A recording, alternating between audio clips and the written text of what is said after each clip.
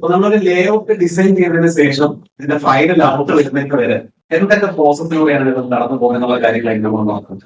Okay, അപ്പൊ നമ്മൾ design ചെയ്യുക നമുക്കറിയാം. നമ്മുടെ പ്ലാറ്റ്ഫോം ചിലപ്പോൾ ആയിരിക്കാം, അല്ലെ, ഇൻസ്ട്രക്ടർ ആയിരിക്കാം, അല്ലെങ്കിൽ നമ്മുടെ ഫോട്ടോഷോപ്പിലായിരിക്കും. അത് കൂടാതെ തന്നെ ഒരു മലയാള മനോരമ പത്രത്തിൻ്റെതായിട്ടുള്ള ഓൾറെഡി അവർ സെറ്റ് ചെയ്തിരിക്കുന്നു. അപ്പോ ഈ മനോരമയ്ക്ക് സംബന്ധിച്ചിടത്തോളം ഈ ലേഔട്ട് ഡിസൈനിങ്ങിനായിട്ട് മനോരമ തന്നെ പർച്ചേസ് ചെയ്തിരിക്കുന്ന ഓൺ സോഫ്റ്റ്വെയർസ് ഒക്കെ ഉണ്ട്.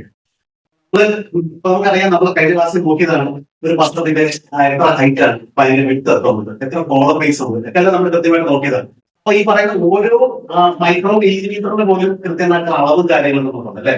ഒരു മാപ്പൊക്കെ പ്ലേസ് ചെയ്യുന്നത്, പ്രത്യേകിച്ച് അഡ്വർടൈസ്മെന്റുകൾ മാപ്പൊക്കെ പ്ലേസ് ചെയ്യുന്നതിന് ആ പറയുന്ന പർട്ടിക്കുലർ ഏരിയക്ക് അനുസരിച്ച് എന്താണ് സ്ക്വയർ സെന്റിമീറ്ററിന് അനുസരിച്ച് റേറ്റ് ഉള്ളതാണ്. അപ്പൊ അതുകൊണ്ട് തന്നെ ആ നമ്മളൊരു വാർത്ത കൊടുത്തു കഴിഞ്ഞാൽ അവർ ഓട്ടോമാറ്റിക് ആയിട്ട് ആ ന്യൂസിനെ ഒന്ന് കമ്പോസ് ചെയ്ത് ശേഷം ആ സാധനം ആ സോഫ്റ്റ്വെയർ ആഡ് ചെയ്ത് കൊടുത്തു കഴിഞ്ഞാൽ ഓട്ടോമാറ്റിക് ആയിട്ട് ആ സോഫ്റ്റ്വെയർ തന്നെ കമ്പോസ് ചെയ്തതാണ്. ഇതിന് ഇത്ര സ്പേസ് വേണം, ഇത്ര ലെറ്റർ നിൽക്കാനാണ്. കാര്യം ഇത് വ്യൂ ഡിസ്റ്റൻസ് അല്ലേ. ഇതേ പത്രം ഞാൻ കാണിക്കണം. പത്രത്തിന്റെ വ്യൂ ഡിസ്റ്റൻസ് എപ്പോഴും നമ്മള് ഈ ഒരു അകലത്തിൽ നിന്ന് കാണാനുള്ള ശ്രമം, അല്ലെ. അപ്പൊ അതിന് തരേണ്ട ഒരു ഹ്യൂമന്റെ കണ്ണിന് വരുന്ന ഒരു വലിപ്പമുണ്ട്, അല്ലെ. ഈ ഒരു പത്രം എനിക്ക് ഇങ്ങനെ കാണുന്നത്, ഒരു വിസിറ്റിംഗ് കാര്യം ഇങ്ങനെ വെച്ചിട്ട് കാണാം, അല്ലെ. ഒരു പോസ്റ്റർ ഇങ്ങനെ കാണാം.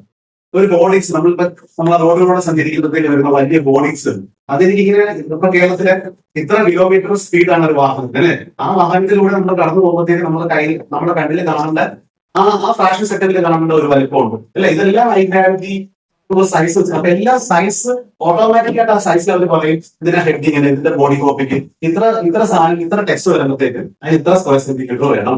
അതിനകത്ത് ഇങ്ങനെ കൃത്യമായി ഇത്രയും പറയുകയും ചെയ്യും. ഇപ്പൊ ഒരു ലെറ്ററിന്റെ സ്പേസിനനുസരിച്ച് സത്യത്തിൽ ഒരു ക്യാരക്ടർ എന്ന് പറഞ്ഞാൽ അറിയില്ല, ഒരു ലെറ്ററിന് പോലും കൃത്യമായിട്ട് തുകയുണ്ട്. അതിനനുസരിച്ച് ഓട്ടോമാറ്റിക്കായിട്ട് സെറ്റ് ചെയ്യുന്ന ഒരുപാട് ആപ്ലിക്കേഷൻസ് അവിടെ ഉണ്ട്. പ്രത്യേകിച്ച് നമുക്ക് ഫോട്ടോഷോപ്പ്, ഇല്ലുസ്ട്രേറ്റർ, ഇതിന്റെ പൈകായിട്ട് നിങ്ങൾക്ക് അറിയാം. എന്താ ഫോട്ടോഷോപ്പുകൾ വരുമ്പോൾ പേജ് മാനിപ്പുലേറ്റിങ്ങിന് വേണ്ടിയിട്ട് മാത്രം അവർ യൂസ് ചെയ്യുന്നു.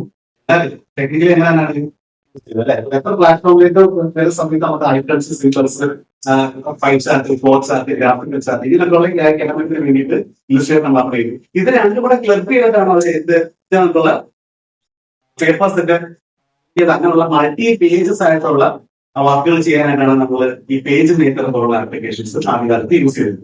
പേജ് മേക്കറിന്റെ അഡ്വാൻസ്ഡ് വെർഷനാണ് നമ്മുടെ സിലബസിലേക്കുള്ള ഇൻഡിസൈൻ പോലുള്ള. ഇൻഡിസൈൻ ഉള്ള സമയത്ത് തന്നെ ഞാനൊക്കെ പഠിക്കുന്ന സമയത്ത് പോലും ഫോർക്ക് എക്സ്പ്രസ് എന്ന് പറഞ്ഞിരിക്കുന്ന ഏത് ആപ്ലിക്കേഷൻസ് ആണ്. അപ്പൊ ഇതെല്ലാം മൾട്ടി പേജുകൾ ലേഔട്ട് എത്തിക്കുന്നത് എന്നുള്ള ആപ്ലിക്കേഷൻസ് ആണ്. അപ്പൊ ഈ ഒരു ലേഔട്ടിൽ കൊണ്ടുവന്നിട്ടാണ് ഇൻഡിസൈൻ കൊണ്ടുവന്നിട്ടാണ് പേജ് സെറ്റിംഗ് ചെയ്യുന്നത്. ഓക്കെ, അപ്പൊ അങ്ങനെ ചെയ്യുന്ന 3 പ്ലാറ്റ്ഫോമിൽ ഡിസൈൻ ചെയ്യുന്ന ആണ്.